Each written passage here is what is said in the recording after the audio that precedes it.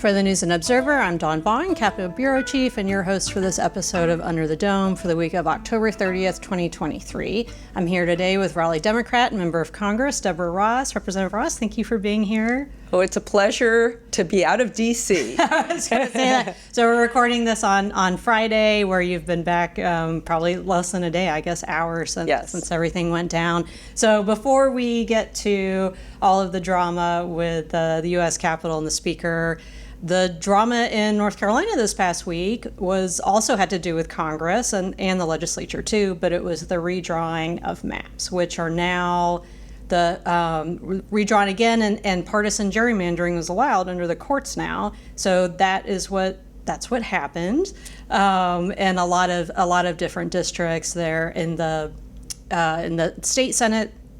Some people are double bunked, and there are two Democrats that are going to be making different plans for their political future. And the House district shifts a little bit, but the congressional maps were really the ones that were the most kind of newsworthy for us, I guess, because of how everything changed for your colleagues, not as much for you. So if you want to let people know how your district did change a little bit, but it's still a safe blue district for you going into next year. Well, sure. And I have been representing Wake County in Congress. This is my second term. Because the maps changed between my first term and my second term, I've now represented 100% of Wake County. So the first time I ran, I represented Wake County pretty much south of 540. I currently represent Wake County north of the Southern Belt Line. And what this new map does is really take most of the middle of Wake County. So I will lose a little bit of northern Wake, and I will gain some of southeast Raleigh, Garner, and a little bit of southern Wake, but not the large swath of southern Wake. A large swath of southern Wake, which is currently Wiley-Nichols district, will remain in the district with that number. I think it's 13. And so pretty much I'm the middle of Wake County, and I live in the middle of Wake County, so I'm very familiar with all the neighborhoods and the folks there, and I will continue to be a champion of Wake County. What was it like with all of the drama going on in the U.S. House this past week, but also, you mentioned Wiley-Nichols and others, and Kathy Manning, whose future political lives were changed with what was going on in the state capitol down here. Did you all talk to each other? Did the Democratic delegation talk to each other? And of course, Congressman Don Davis and how his district could have shifted, and Foushie's too. So what was that like this past week with what you all were paying attention to, but also having to pay attention to what was going on there in D.C.? Well, it was a chaotic week. So it was a chaotic week because we didn't know what was going to happen with the speaker's race. We didn't know when we were going to be coming back to our districts, and we didn't know what those districts were going to be. But we regularly have delegation meetings. So we had a delegation meeting when the maps came out, the different versions of the maps, and then we had a delegation meeting again immediately after the final votes on the maps, along with some of our advisors to decide about challenging the maps and to make some other strategic decisions. And so we keep in very close touch with each other. When there was a question about which map we were going to get, there were some other private conversations that went on between members, depending on which version may have been better for them, but ultimately the legislature chose that. And as we know, Jeff Jackson knew from both maps that he wasn't going to have a chance to prevail in his current district, so he made plans to run for AG, and we're very supportive of that. He seemed like that was maybe the least surprising of what could happen to his district, that he knew that was coming and making political future plans, and the others had maybe an idea of how things could be redrawn, but weren't necessarily. So have you talked to all of them since this about what they're looking to do next? I think we've covered what Congressman Nichols had to say about it. He had some pretty choice words for the Republican map drawers and others as far as what you all are going to do going into next year? Well, Congresswoman Adams has said that she's running again. Congresswoman Foushee has said that she's running again. I made it clear that I was running again under either of the maps because I was again in the middle of Wake County in a district that I have been representing in Congress, and also when I was in the General Assembly I represented Wake County. So I've said that, and I think Kathy Manning and Wiley Nickel are assessing their options based on what may or may not happen with litigation. What do you think about that district that was, I mean, it still is, for now, Jeff Jackson's district, and it looks like, as we record this on Friday, people will listen Monday, House Speaker Tim Moore, NC House Speaker Tim Moore, right, had said that he's considering a run for Congress, has not made any sort of declaration. What do you think about that Jeff Jackson, who of course served in the state Senate before, and will now come back and run for a statewide race here, and then the Speaker of the North Carolina House here, it looks like he's going to end up running in a district that was just drawn for him by his Republican colleagues? Well, it's Groundhog Day because we thought that Speaker Moore was going to run the last time, but then Madison Cawthorn told him that he might primary him. I don't know if your listeners remember Madison Cawthorn. I'm sure they do. And so he decided not to run. And then the state Supreme Court rightly found the whole thing to be a partisan gerrymander and came up with the 7-7 map, which reflects the state of North Carolina and which should have been our map going forward. But because the state Supreme Court reversed the previous state Supreme Court, he got another bite at the apple, and he's back. He's back. I think Jeff Jackson has been pretty clear-eyed about this situation. I think he's been an excellent member of Congress. I'm on a committee with him, but I think he knew that what was going to happen, and he got himself ready to serve North Carolina in a broader way. What do you think about some of your potential Republican colleagues? So if Moore ends up running, and the way the district is drawn, if he ends up winning, and then that other southern district that, looking at when the maps first came out, there's a chance that state House Republican member Tricia Cotham, she was drawn a more favorable Republican House district, but if she wanted to run for Congress, which people were wondering when she switched parties, if that was something she was trying to do, that's in that area. Bo Hines, who was defeated by Wiley Nickel last time, is from Charlotte. So if he was going to run again in that area, what do you see? You were talking about Groundhog Day. Do you see the same names coming up potentially? Well, I see the same names coming up all the time. I served in the State House with Speaker Moore, so we were both elected the same year. As a matter of fact, we co-chaired the Election Law Committee many years ago. Yeah. It could get a little testy when we were co-chairs. For Tricia Cotham, she's tried to run for Congress in Charlotte before in a Democratic primary and lost.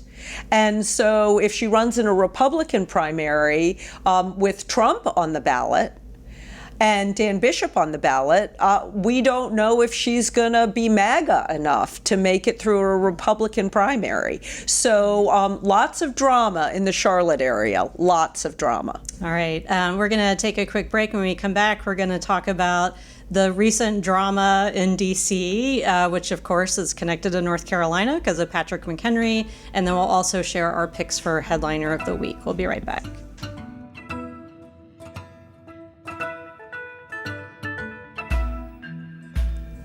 You're listening to Under the Dome. I'm Capitol Bureau Chief Dawn Vaughan here with Democratic U.S. Rep. Deborah Ross of Raleigh. Before the break, we were talking about the new congressional maps and what that means, and we're talking now about the current Congress and how everything has been going on for the past month for you in D.C. So what is that like being a Democratic U.S. House member with all the Republican drama playing out every day for weeks now? Well, the drama was different every day, and so they had several people who tried their hand at getting their caucus to support them. Some got pretty close. For a Democratic member, we waited to see when the votes might be. We knew we were going to vote for Hakeem Jeffries unless, and we made this offer very early on, the Republicans were willing to work with us for a bipartisan path forward. I served in the North Carolina General Assembly when we had co-speakers. There are plenty of state legislatures that have had some coalition governments, and we put that on the table and we were serious about it. But the Republican conference decided that it had to be 100% Republican support in order to have a speaker. And eventually we landed on, or they landed on, someone who really hadn't been in the mix. Mike Johnson, I know him. I'm on the Judiciary Committee with him, and I've been on some subcommittees with him. But I think if you told somebody 3 weeks ago that Mike Johnson was going to be Speaker, they would have said, Mike who? Exactly. Which is exactly what Mitch McConnell said. Mitch McConnell has never met him before, and he's like, Mike who? How long do you think he'll, we'll see how long his political career lasts. McCarthy ended up, lasting longer than a lot of people thought, maybe, and he managed to roll with the punches for a while there. Well, we haven't heard about any rule changes, and we know the reason why McCarthy's gone is because a single member could make a motion to vacate the chair. So he's in his honeymoon period right now, and we'll see what happens and whether or not he can hold his conference together. So let's talk about Patrick McHenry. There's a lot of people wondering, who is Patrick McHenry, as interim speaker and wanting to know about North Carolina and everything. Of course, everyone in North Carolina knows who he is, but, outside, other states may not. What do you think about how he handled this role in between all of this? Because you've known him for a long time. Yes, he was in that same class with Tim Moore and me. We all got elected in 2002 to the state house. So I've known him since 2002. He was a very different kind of politician then, much more of a kind of aggressive, more extreme politician. But he's become, within the Republican conference, more of a deal maker. I think he did a great job presiding, except for when he hit the gavel a little bit too hard when he got mad. But he got a standing ovation from both sides of the aisle when he finally got to step down. He seemed very reluctant to stay in that position for a long period of time. Some people thought he might get speaker fever. It didn't seem to me like he ever got speaker fever, but I think he handled the situation, at least on the floor, in a really good way. So you know him. I'd heard about that you all brewed beer together or something like that? Well, there's Anheuser-Busch has this event called Brew Across America where you raise money for, we raise money for a veterans group, but you raise money for good causes, and you work together. They're all bipartisan teams. There are about a half a dozen bipartisan teams, and you work with a local brewery to brew a new beer. So we worked with Wicked Weed in Asheville, and we had a meeting with Wicked Weed, and we told them kind of things that we liked. He actually was at Wicked Weed. I did it remotely because I had to be somewhere else. And then they came up with a beer. We got to name it To Be rather than To Seem. Of course. And it was great. And I'm not a huge beer drinker, but I thought it was good, and a lot of people thought it was good. We, however, did not win. But it was a fun thing to work on, and it was for a good cause. How did it end up being the two of you that worked together? He was approached, and then he asked me. Oh, okay. And so I said yes. Of course, it's kind of a fun thing to do. And we were at Nats Stadium. That's where all the judging was done, and they brought in the Clydesdale ponies, and it was just a kind of a fun night. And it was after we had gotten a speaker, and so I think there was a little bit more bipartisan cooperation. I think people really appreciated having a bipartisan event to attend that night. What is it like knowing the same people at both the state government level and the federal government level? Is it different just because the legislative process is a little bit different. The spotlight is a little bit different. The way if Moore ends up running for Congress and winning, and just knowing McHenry beforehand. And I don't know if you and Jeff Jackson, I don't think, overlapped. No, we didn't overlap. I actually have known most of the members of our delegation previously. I went to law school with Dan Bishop. I served with Alma Adams. I served with Valerie Fouché. I was a lobbyist for the ACLU when Virginia Fox was there, and she had a good voting record from the ACLU at that time. She's changed a little bit.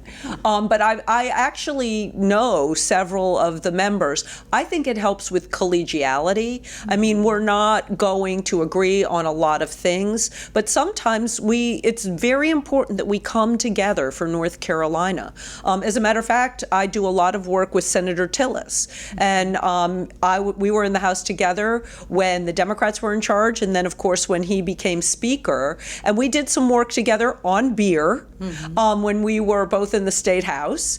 And now we do a lot of work together, particularly on innovation issues and intellectual property issues. So I think it helps to have that previous relationship. So beer and economic issues are the bipartisan uniters, I guess. Yes. All right, we're almost out of time, so we'll go to our picks for Headliner of the Week. Who or what is your Headliner of the Week? Well, my Headliner of the Week is the U.S. Senate, because everybody's been talking about the U.S. House with redistricting and with the Speaker's race. But the fact of the matter is that the U.S. Senate is functioning probably at one of its highest levels in a long time. It's very bipartisan. Their budget process has been extremely bipartisan. And I think it's going to be the U.S. Senate as the shining star going into the end of the year. All right. My headliner is, as you all are listening to this, it's October 30th. Remember, you're listening on Tuesday, which is Halloween. So my headliner is Halloween. As a parent, and even before I was a parent, it's a fun holiday for a variety of things, the trick-or-treating, decorating, all of that. So that's my headliner. I hope everyone has a fun Halloween this week. All right. Thank you, Representative Ross, for being here again. Dawn Vaughan for the News and Observer. Thanks for listening, and we'll talk to you next time.